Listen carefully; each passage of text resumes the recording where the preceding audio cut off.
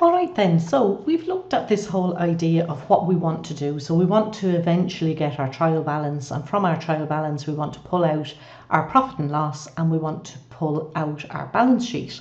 Okay, and all this is fine, but we have to start somewhere. So where would we start? A really good way for you to start, and something for you to be thinking about during the week, is what are my expenses, what are my assets, what are my revenues, and what are my liabilities. So I just ask you to draw up a little box for yourself like you see here. So 4 little boxes: expenses, assets, revenues, and liabilities. Okay, so just draw up those 4 little boxes. And then what I would ask you to do is have a look at this list here.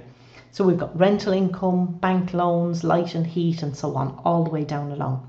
And I'd just like you to take your time now and to pause the video and to have a look and see, can you put in your little box that you've written for yourself with the 4 headings, can you put each one of these into the correct box based on what we've spoken about so far? Okay, so I'll just ask you to pause the video, do that, don't go forward without filling in your box. See what you think.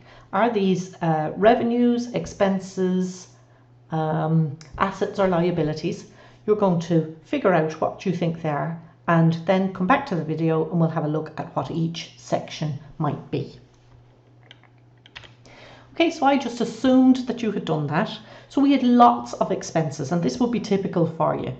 So if you identified light and heat, rent paid, wages, diesel, carriage, purchases, printing, commission paid, and stationery, if you identified all of those as expenses, then you were correct in your assumptions there. The only asset that we had was motor vehicles. The revenues were rental income, interests received, and sales. Okay, and we're talking about all our revenues, so revenues including other income, so rental income, interest received, and sales, okay, would be under the revenues. And then bank loan was the liability. Now I think I have everything there. I don't think I left anything out.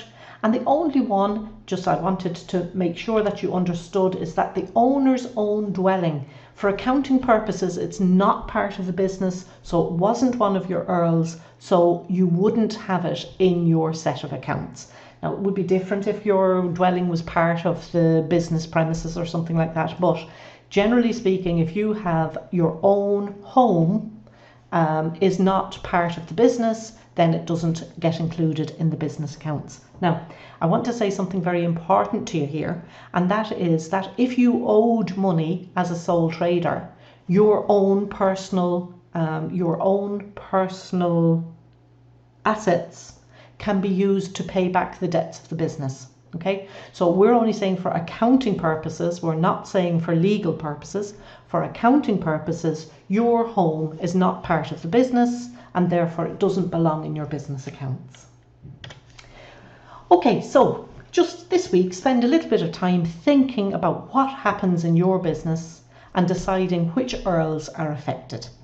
Okay, so let's just take a pause and we'll continue in the next recording. So I just want you to take a little bit of time to think about things that happen in your business and decide what accounts are affected by it. And we're going to take a couple of examples in the next recording.